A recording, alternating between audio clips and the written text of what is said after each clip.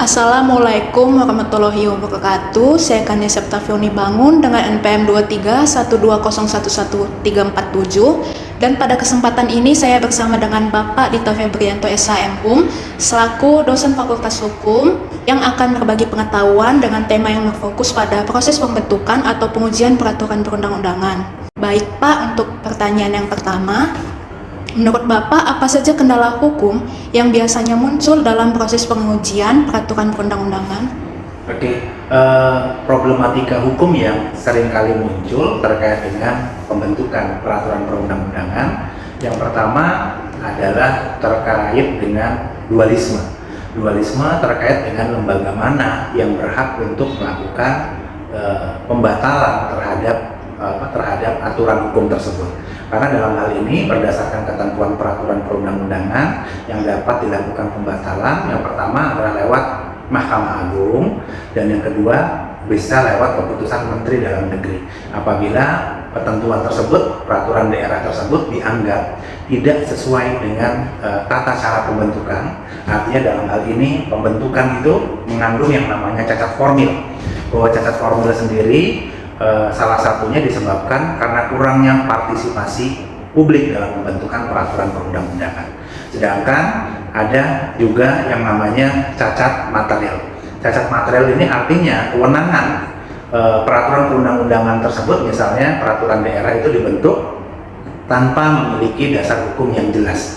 Artinya dalam hal ini pendelegasian kewenangan daripada pemerintah pusat kepada pemerintah daerah, hal tersebut bukan menjadi kewenangan pemerintah daerah untuk membentuk peraturan daerah. Baik Pak, untuk pertanyaan selanjutnya, menurut Bapak apakah prinsip kepastian hukum sudah tercermin dalam proses pembentukan undang-undang saat ini? Ya, kalau untuk proses kepastian hukum sudah tercermin dalam artian dapat ataupun tidaknya rancang pembentukan, kita ambil contoh pembentukan perda, itu dapat dilihat lewat proses harmonisasi.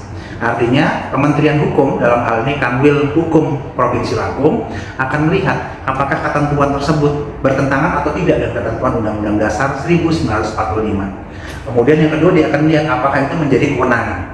Tadi kita ambil contoh misalnya terkait dengan Undang-Undang Keuangan Desa, itu diatur bahwa terkait dengan Undang-Undang Keuangan Desa tidak perlu dibentuk dalam bentuk peraturan daerah, tetapi cukup dengan SK Kepala Daerah. Artinya kepastian hukumnya yang pertama adalah melakukan harmonisasi. Setelah harmonisasi dilakukan yang namanya pembahasan, setelah itu melakukan koordinasi, melakukan finalisasi dengan Biro Hukum Provinsi sehingga tahapannya setelah itu jelas bisa langsung diundangkan dalam berita daerah terkait pembentukan peraturan daerah tersebut. Sehingga dengan dilaluinya tahapan-tahapan ini memberikan kepastian hukum bahwa ketentuan usulan peraturan daerah tersebut dapat ditingkatkan menjadi peraturan daerah.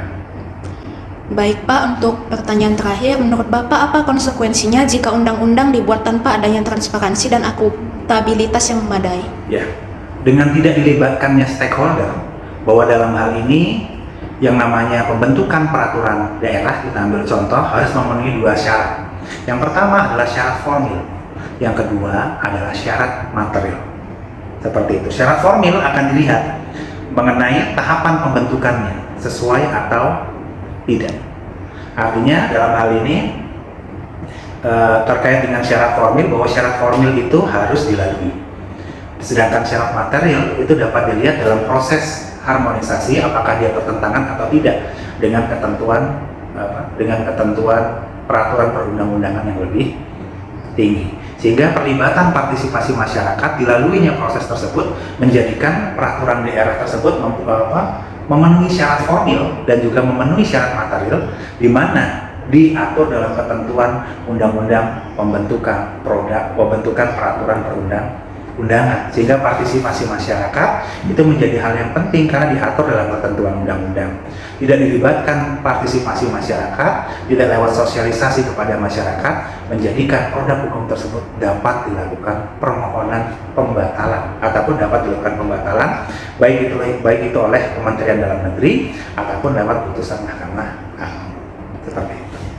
Baik Pak, terima kasih atas waktunya. Saya mohon maaf apabila ada kesalahan kata. Saya akhiri. Wassalamualaikum warahmatullahi wabarakatuh.